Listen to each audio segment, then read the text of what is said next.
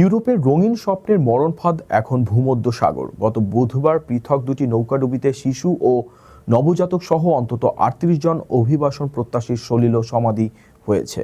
Libya থেকে ইতালির ল্যাম্পিডুসা কিংবা তুরস্ক থেকে গ্রিসের উপকূল সবখানেই এখন কেবল লাশের মিছিল।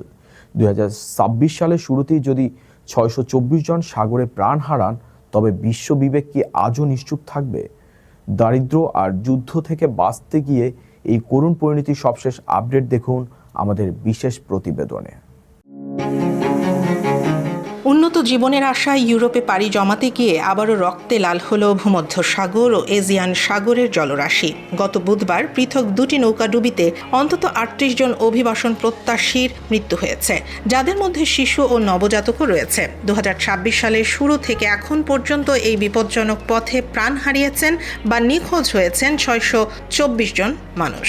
জাতিসংঘের অভিবাসন বিষয়ক সংস্থা IOM এর এই পরিসংখ্যান বিশ্ব বিবেককে আবারও নাড়িয়ে দিয়েছে। প্রথম ঘটনাটি ঘটে ইতালির ল্যাম্পেডুসা দ্বীপের উপকূলে। লিবিয়া থেকে ছেড়ে আসা একটি কাঠের নৌকা থেকে ১৯ জনের মরদেহ উদ্ধার করেছে ইতালীয় কোস্টগার্ড। প্রচণ্ড ঠান্ডা, বৃষ্টি আর উত্তাল সাগরে হাইপোথার্মিয়ায় ভুগে তাদের মৃত্যু হয়েছে বলে ধারণা করা হচ্ছে।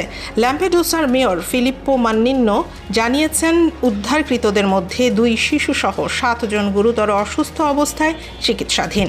ল্যাম্পেডুসা বরাবরই উত্তর আফ্রিকা থেকে ইউরোপে প্রবেশের প্রধান পথ হিসেবে ব্যবহৃত হয়, যা এখন এক বিশাল মৃত্যুপুরীতে পরিণত হয়েছে। একই দিনে তুরস্কের বোডরাম উপকূলের কাছে এজিয়ান সাগরে ঘটে আরেক ভয়াবহ দুর্ঘটনা। আফগান অভিবাসন প্রত্যাশীদের বহনকারী একটি দ্রুতগামী বোট কোস্টগার্ডের তাড়া খেয়ে পালানোর সময় উত্তাল সাগরে ডুবে যায়। এতে শিশুসহ ১৯ জনের মৃত্যু নিশ্চিত করেছে তুর্কি কর্তৃপক্ষ।